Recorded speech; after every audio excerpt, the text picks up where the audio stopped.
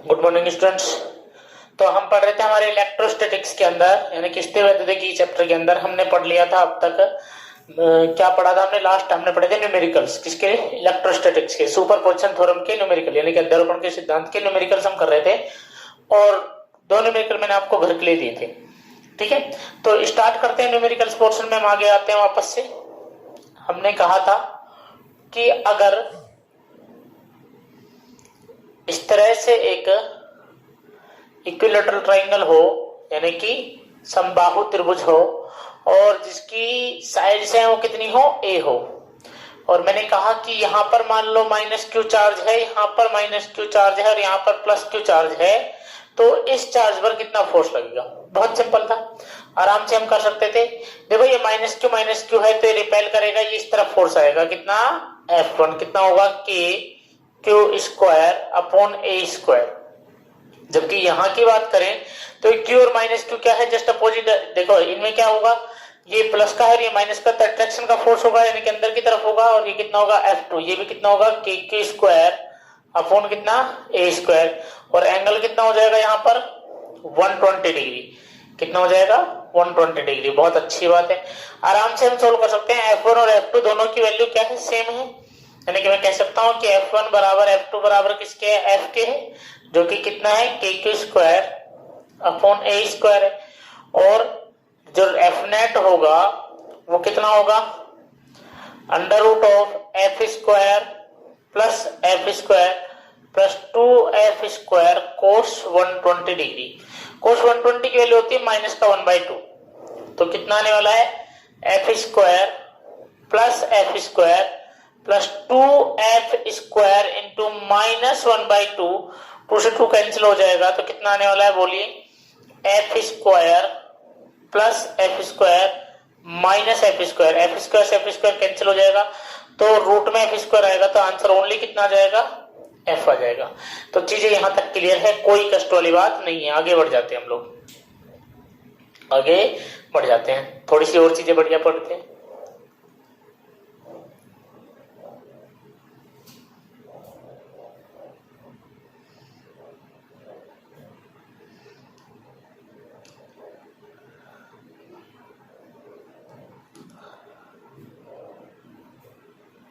चलिए, तो आगे हम बात करते हैं, थोड़े से अच्छे क्वेश्चंस की ओर बढ़ते हैं, बढ़िया क्वेश्चंस की ओर बढ़ते हैं न्यूमेरिकल पोर्शन में।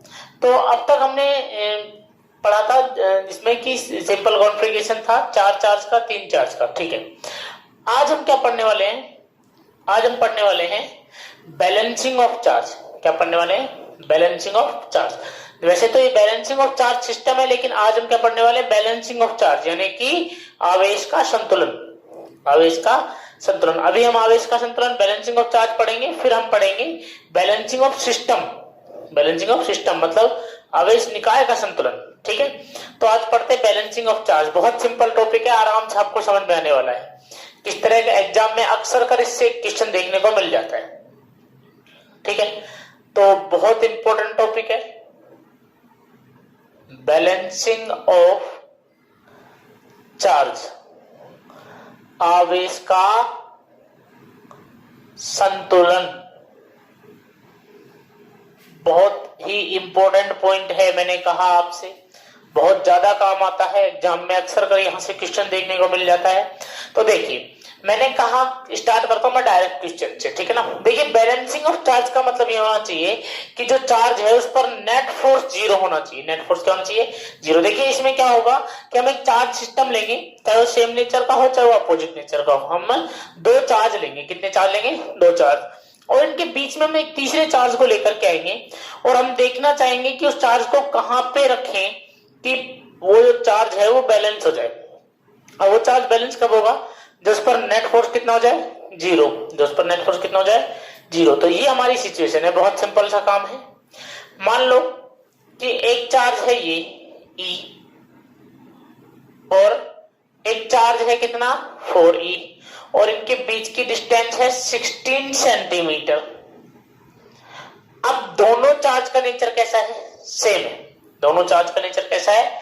सेम है। ये E है और ये 4E है, ये क्या है E, और ये क्या है 4E है, दोनों ही पॉजिटिव के हैं। और मैं कहता हूं कि तीसरा चार्ज Q ये भी पॉजिटिव है, ये भी क्या है पॉजिटिव। और क्वेश्चन में है कि इस तीसरे चार्ज को कहां पे रखें कि सिस्टम बैलेंस्ड हो जाए, सिस्टम क्या हो जाए, सॉरी चार्ज Q क्या हो जाए, बैलेंस हो जाए, चार्ज Q पर नेट फोर्स 0 हो जाए। तो चलिए रख के देखते हैं। पहले आप मुझे बताइए, पहले तो हम जगह निकालते हैं कि कितनी जगह ऐसी पॉसिबिलिटी है।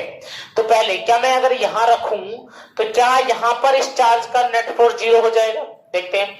मुझे बताइए कि ये 4E इस Q को रिपेल करेगा कि अट्रैक्ट करेगा, 4E Q को आकर्षित करेगा कि प्रतिकर्षित करेगा। आप कहोगे सब सेम नेचर के हैं तो बाहर की ओर ही फोर्स लगाएगा F1।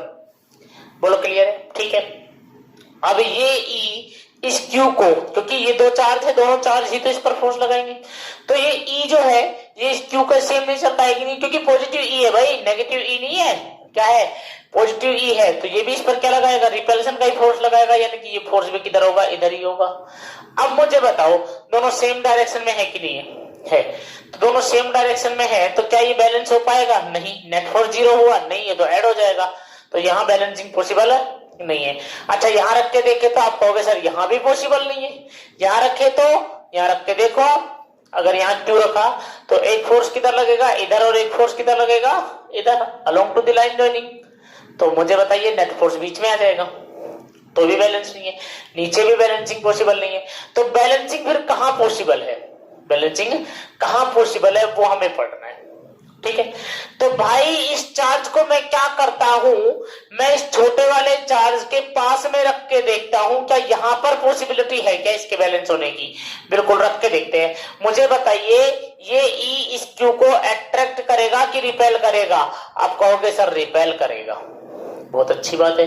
और ये जो 4E है ये इसको अट्रैक्ट करेगा कि रिपेल करेगा, आप कहोगे सर रिपेल करेगा, प्रतिकर्षित करेगा, क्योंकि सेम नेचर के हैं। अब देखो एक फोर्स लग रहा है लेफ्ट तो दूसरा किधर लग रहा है राइट, तो क्या यहाँ पॉसिबिलिटी है कि वो बैलेंस हो जाए, नेट फोर्स 0 हो जाए, हाँ सर यहाँ लग रहा है ऐसा, क्योंकि दोनों फोर्स अपोजिट डायरेक्शन में है तो यहाँ पर नेट फोर्स 0 होने की पॉसिबिलिटी ज्यादा है, ठीक है भाई, बहुत अच्छी बात है। चलिए तो मैं क्या करता हूं, यहाँ पर देखिए अच्छे से, भाई हमें पता ही था कि यहां से यहां तक की डिस्टेंस कितनी है 16 सेंटीमीटर है, ठीक है भाई। तो हमने मान लिया कि मेरा ये जो चार्ज है ये छोटे वाले चार्ज के पास, कौन से पास के पास, छोटे E के पास, E के पास x डिस्टेंस पर आकर के बैलेंस हो गया, हमने मान लिया, हमने मान लिया। तो भाई होगा ये कि इस पर एक फोर्स लग रहा होगा इधर F1 और एक फोर्स लग रहा होगा इधर F2, और दोनों फोर्स क्या हो जाएंगे, बैलेंस हो जाएंगे, दोनों फोर्स बराबर होंगे। तो सबसे पहले मैं लिखता हूं F1, F1 क्या है, force on Q due to E, Q पर E के कारण बल, तो कितना होने वाला है के क्यू ई, के Q one Q two upon distance कितनी दोनों के बीच की x, तो x का स्क्वायर, बोलो क्लियर है। उसके बाद बात करूं F2 की, तो F2 कौन फोर्स लगा रहा है, 4E लगा रहा है, तो क्या होगा फोर्स ऑन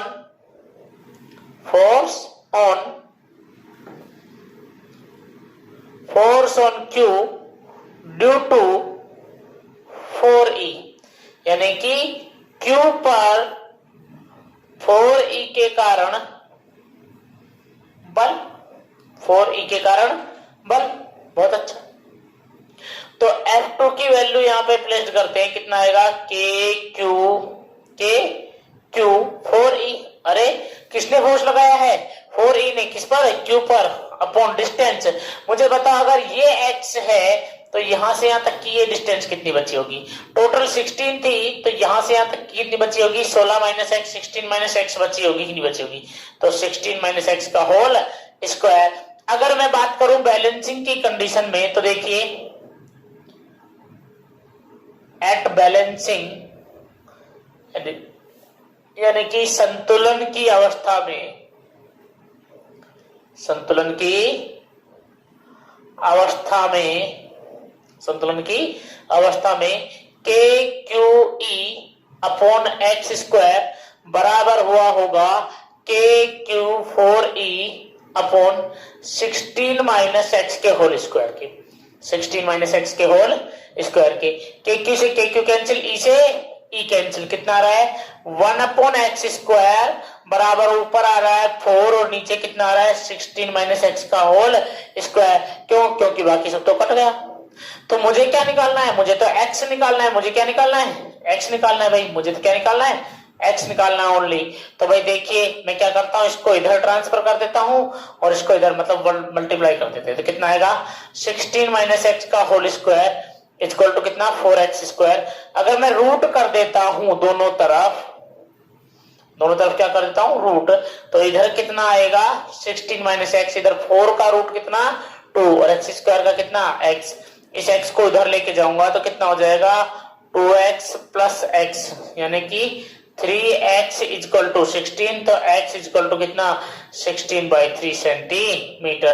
तो कहां बैलेंस होगा? वो छोटे वाले चार्ज से 16/3 सेंटीमीटर की डिस्टेंस पे बैलेंस होगा। बोलो क्लियर है? बोलो समझ में आया कि नहीं आया?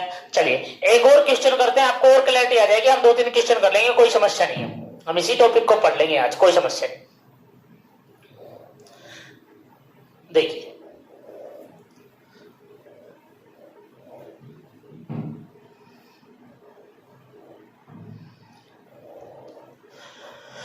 मैंने कहा कि मान लो कि यहां पर चार्ज है 4e और यहां पर चार्ज है 9e।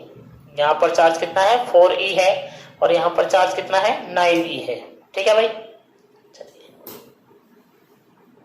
ये 4e है और ये कितना है 9e है। और मान लो इनके बीच की डिस्टेंस है 12 सेंटीमीटर। कितनी है 12 सेंटीमीटर। अब मैं कह रहा हूं इस सेम क्वेश्चन है कि क्यू चार्ज को कहां पर लाऊं कि सिस्टम बैलेंस, जो चार्ज है वो बैलेंस हो जाए। भाई सेम नेचर के चार्ज है। पहले देखो क्यू 4e और 9e तीनों सेम नेचर के हैं कि अपोजिट नेचर के हैं? सेम नेचर के हैं। लॉजिकली बात है, सेम नेचर के हैं तो चार्ज को क्या करेंगे हम छोटे वाले चार्ज के पास में, क्यू चार्ज को छोटे वाले चार्ज के पास में x डिस्टेंस पे बैलेंस करेंगे। बोलो क्लियर है? अब ये चार्ज क्यू जब यहां आया तो इस पर फोर्स दो लग रहे होंगे। एक तो 9e ने फोर्स लगा रखा होगा इधर, ठीक है, और एक 4e ने लगा रखा होगा इधर। मान लो ये F1 है और ये कितना है F2 है। तो बैलेंसिंग की कंडीशन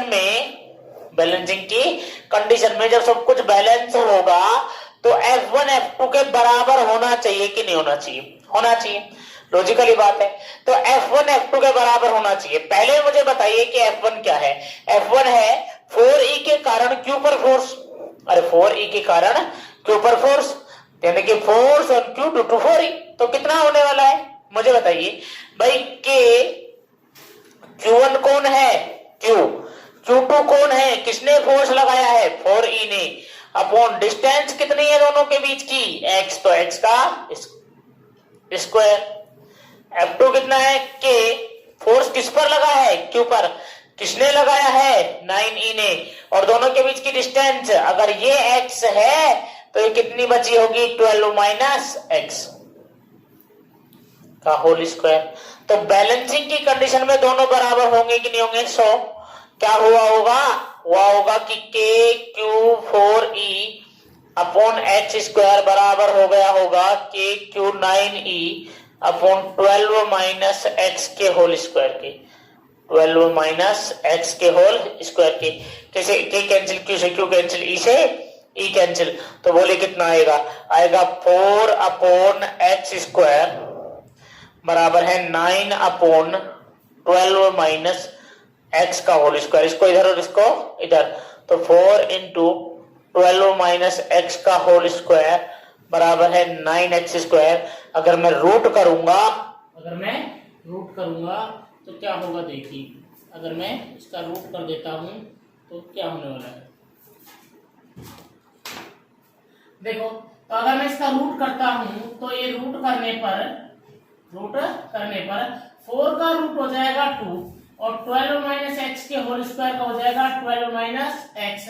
रूट 9 का कितना होगा 3 और एक्स स्क्वायर का कितना होगा x होगा। तो कितना होने वाला है मुझे बता दीजिए। 2 को अंदर मल्टीप्लाई कर देते हैं तो 12 इंटू 2 कितना हो जाएगा 24 माइनस 2x इक्वल टू कितना आने वाला है भैया 3x। तो 24 इक्वल टू कितना 3x प्लस 2x यानी कि 5x इक्वल टू 24। तो x इक्वल टू कितना आ जाएगा 24/5 सेंटीमीटर। बोलो क्लियर है? अरे क्लियर है कि नहीं है? तो बहुत सिंपल चीज है, आराम से आपको समझ में आया होगा कि अब क्या करना होता है। चलिए अब अगला है, अगर ये तो था सेम नेचर के चार्ज, कैसे थे सेम नेचर के, लेकिन अगर चार्ज सिस्टम अपोजिट नेचर का हो तब क्या करेंगे? अगर चार्ज सिस्टम अपोजिट नेचर का हो तब क्या करेंगे? देखिए तो चार्ज सिस्टम हमारा अपोजिट नेचर का है,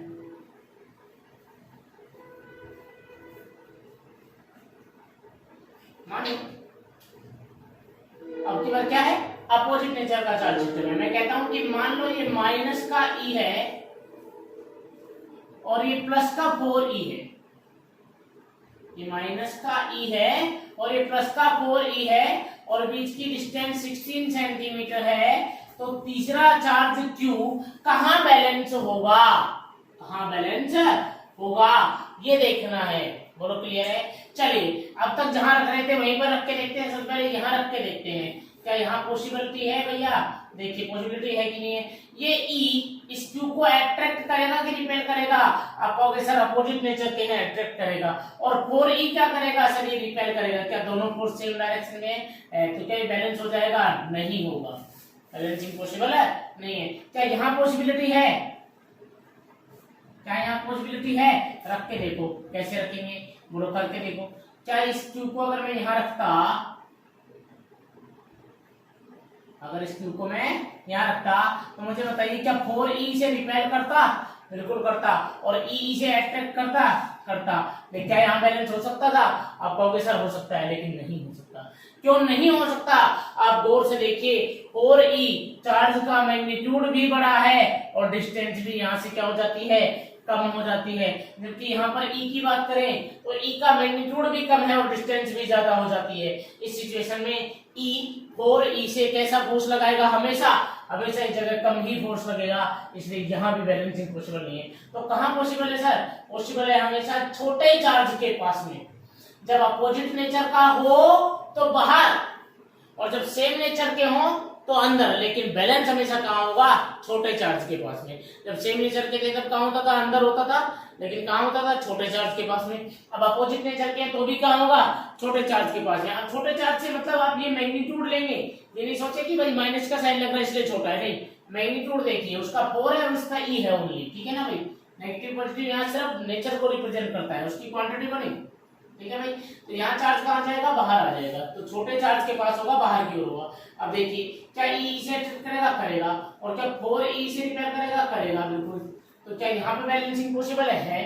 यहाँ ये फोर्स F1 हो जाएगा और ये कितना हो जाएगा? F2। अब मान लो यहाँ से यहाँ तक की ये डिस्टेंस कितनी है? यहाँ से यहाँ तक ये डिस्टेंस x है। कितनी है? x है। तो अब मुझे बताइए कि इस पर Q पर कितना फोर्स? F1 की वैल्यू बताइए कितना होगा? KQE upon x square. Sir magnitude लेते हैं, F2 कितना होगा? कौन फोर्स लगा रहा है? 4E। किस पर लगा रहा है? Q पर। तो कितना हो जाएगा? KQ 4E। डिस्टेंस कितनी है? 16। पहले थी x एक्स्ट्रा है, अरे यहाँ से और यहाँ तक की डिस्टेंस कितनी है? 16 प्लस x है कि नहीं है?